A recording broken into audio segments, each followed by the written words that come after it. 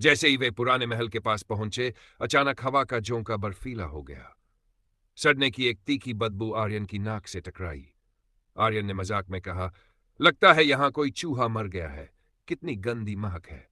लड़की अचानक रुक गई और धीमी आवाज में बोली, यह महक चूहे की नहीं है आर्यन, यह उन लाशों की है जो यहां सालों से दफन है।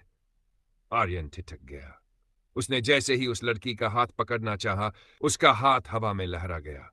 वहां कोई जिस्म था ही नहीं, बस एक धुआं सा महसूस हुआ। टॉर्च की रोशनी उस लड़की के चेहरे पर पड़ी और आर्यन के पैरों तले जमीन खिसक गई।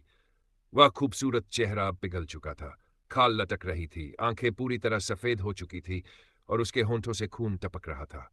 वह माया नहीं, एक खूंखार पिशाचिनी थी। वह हवा में 4 फीट ऊपर उठ गई और उसकी आवाज किसी गहरी गुफा से आती हुई महसूस हुई।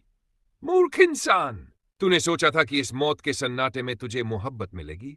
आज रात तू मेरा भोजन बनेगा।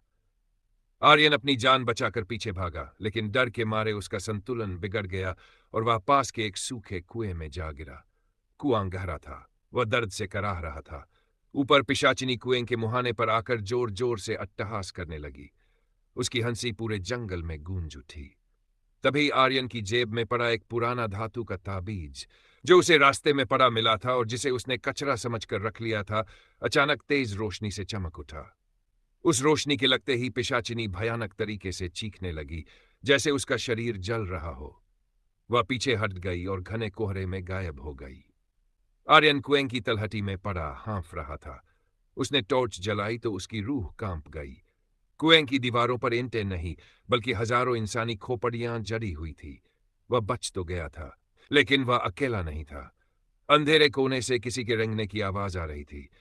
खेल तो अभी शुरू हुआ था।